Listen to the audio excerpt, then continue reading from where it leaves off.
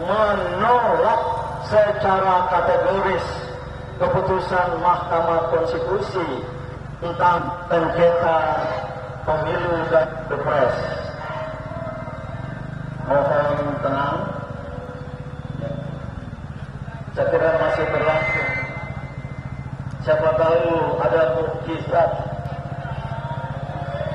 Itu yang kita doakan. Kita menolak baik pada tingkat argumen atau alasan. Saya tadi ikuti 2, 3, 4 hakim konstitusi dari orang di luar bidang hukum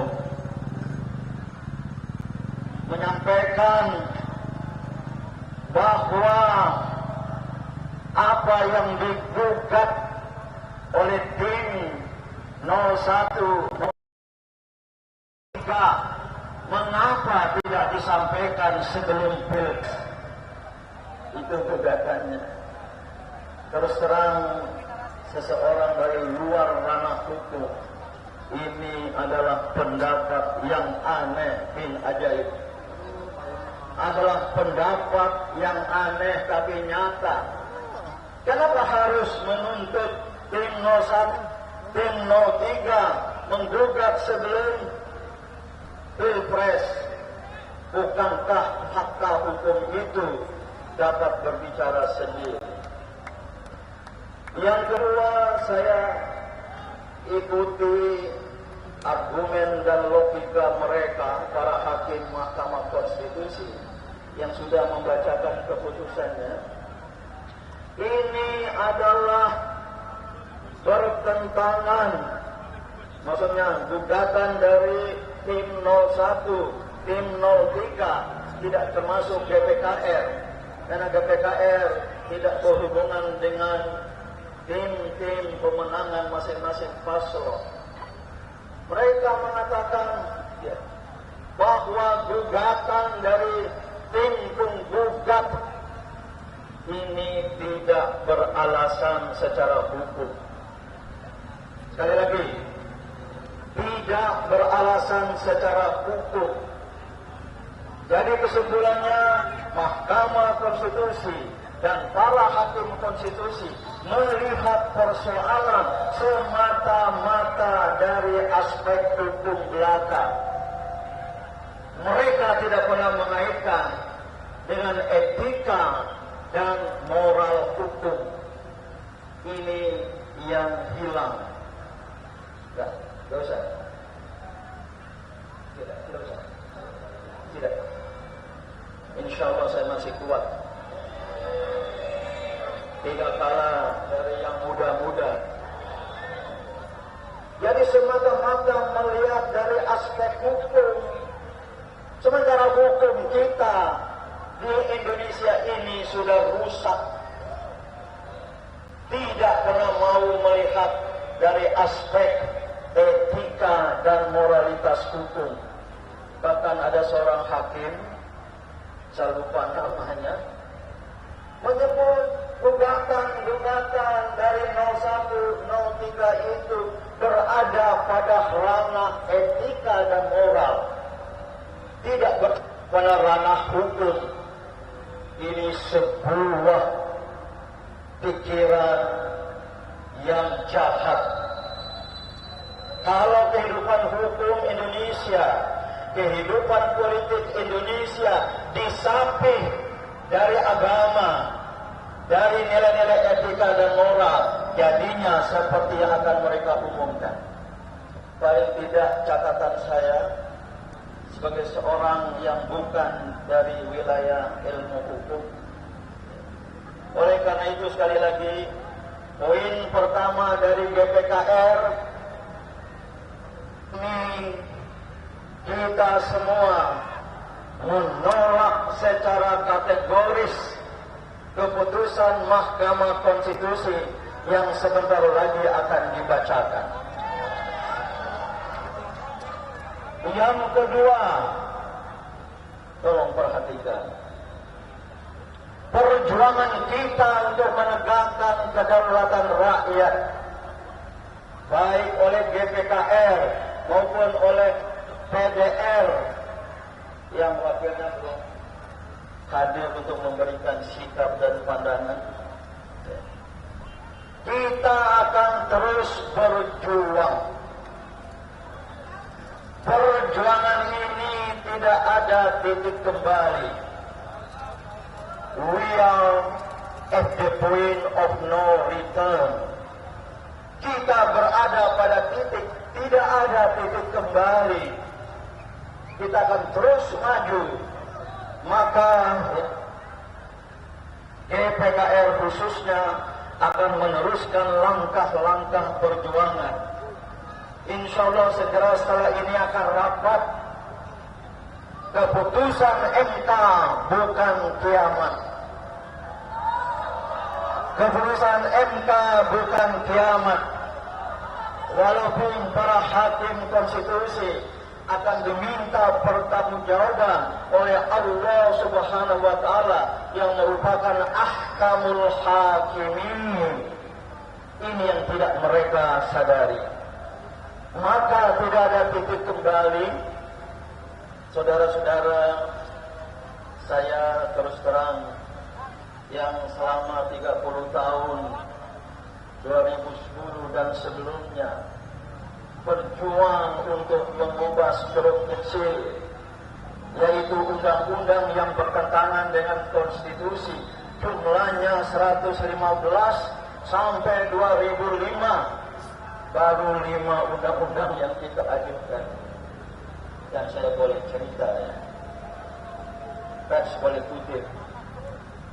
Pada 2015 saya menengarai, saya mengendus. Mana yang lebih kuat? Mengendus atau menengarai? Saya tingkatkan. Saya meyakini Presiden Joko Widodo melakukan intervensi terhadap Mahkamah Konstitusi.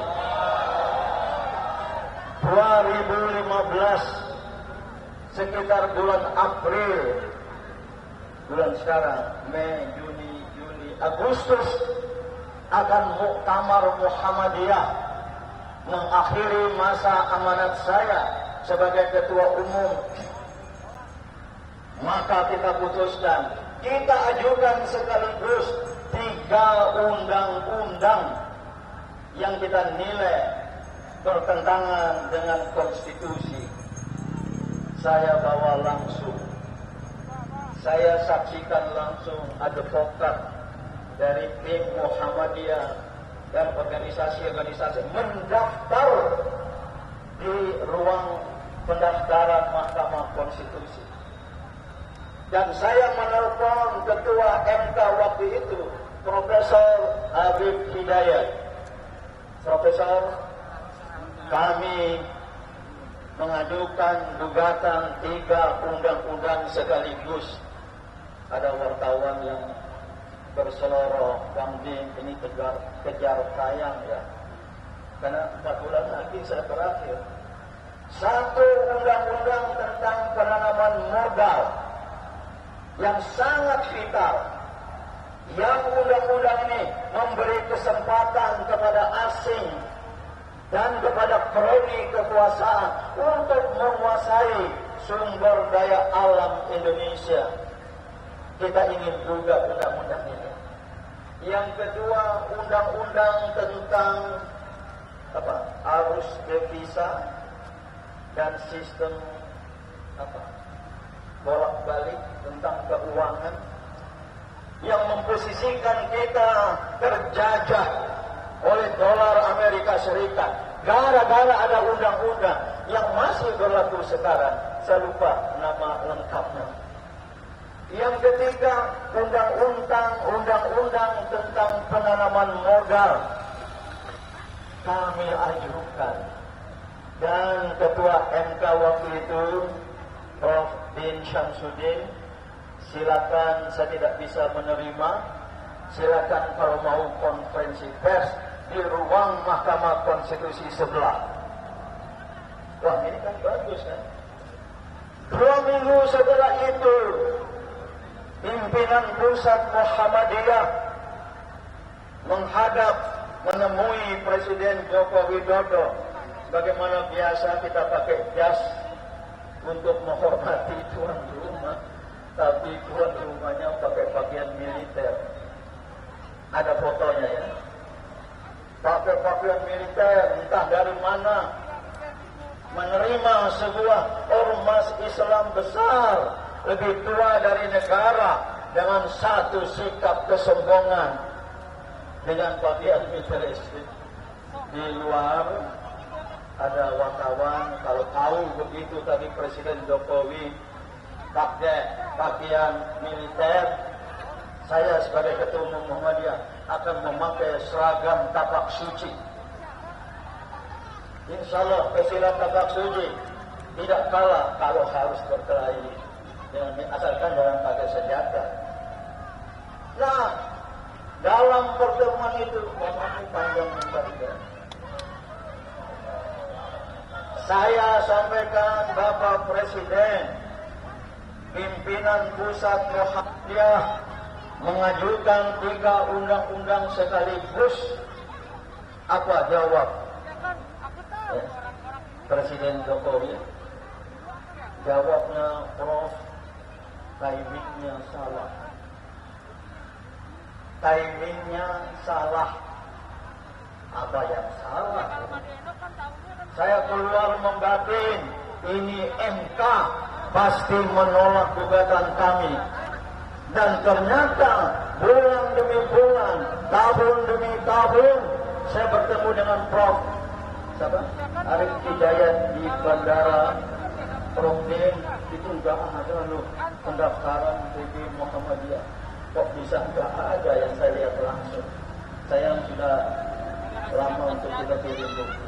Ini menunjukkan, saya yakinnya ada intervensi Presiden terhadap Mahkamah Konstitusi. Maka sebenarnya DPKR tidak terlalu tertarik untuk adanya penggugatan ke Mahkamah Konstitusi, dan akan terjadi seperti yang akan terjadi. Maka terakhir, saudara-saudaraku sebangsa dan setanah air, dan banyak yang seiman, apapun keputusan MK bukan kiamat, apalagi kiamat kubro di antara kita. Ini sejalan dengan Imam Besar Habib Rizik Syihab yang tadi malam dan beberapa hari sebelumnya saya bertemu. Kalau sudah diputuskan, ya wajar kalau kita marah. Siapa yang mau marah? Ternyata nggak banyak ya. Tahan amarah. Ayat Al-Quran mengatakan untuk menutup pesan dan sikap pandangan DPKR ini, wasbir wa ma sabruka illa billah. Wahai kaum beriman, bersabarlah, dan tiada kesabaranmu kecuali bersama Allah. Illa billah. Wala taku fi doiqin. Jangan kamu kehilangan semangat. Jangan kamu mengalami sesak dada, sesak nafas. Taku fi doiqin mimma kana yang turun atas apa-apa yang mereka rekayasa. Ini pesan Allah dalam Al-Quran. Bersama dengan itu ayat-ayat mengatakan kepada umat Islam, wala tahinu wala tahzanu wa antum ta'launa in kuntum mu'minin.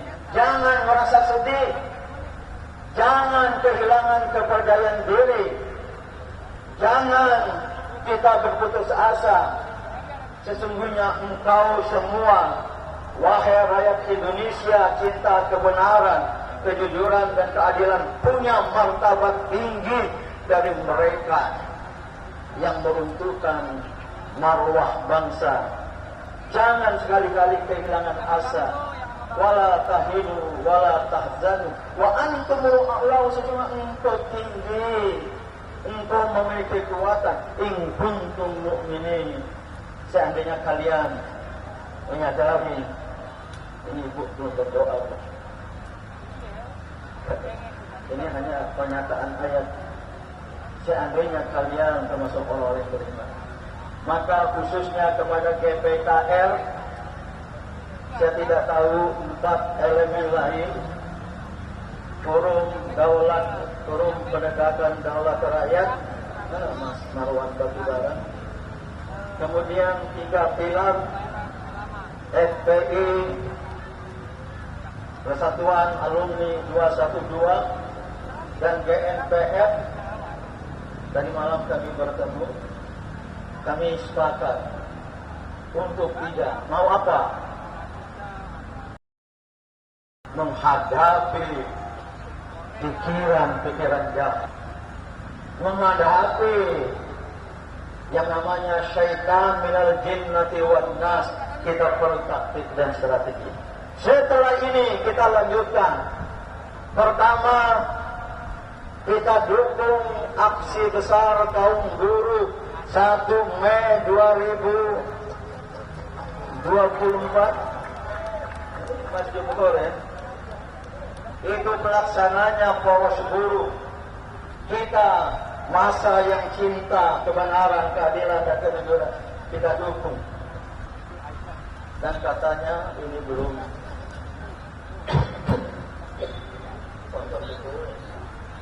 adik-adik mahasiswa mau turun 2 Mei ya, tapi kita tunggu aja dari mereka. Namun 20 Mei, yaitu Hari Kebangkitan Nasional, aksi bersama kita adakan lagi. Tidak lagi di DPR, tidak lagi di Mahkamah Konstitusi. Kita pindah ke sebelah sana, di depan Istana Negara. Ini usul saya. 20 Mei kita siapkan sebesar-besarnya. Baru kita kepung Istana Negara. Kalau sekarang mengepung Mahkamah Konstitusi sudah selesai mereka baca. Kita hanya mengelus dada. Na'udzubillahi min dzalik. Inna lillahi wa inna ilaihi raji'un. Saya kira itu yang ingin dan dapat saya sampaikan. Ada mungkin dari elemen lain, atau kalau sudah tidak ada, boleh juga kita menunaikan sholat zuhur berjamaah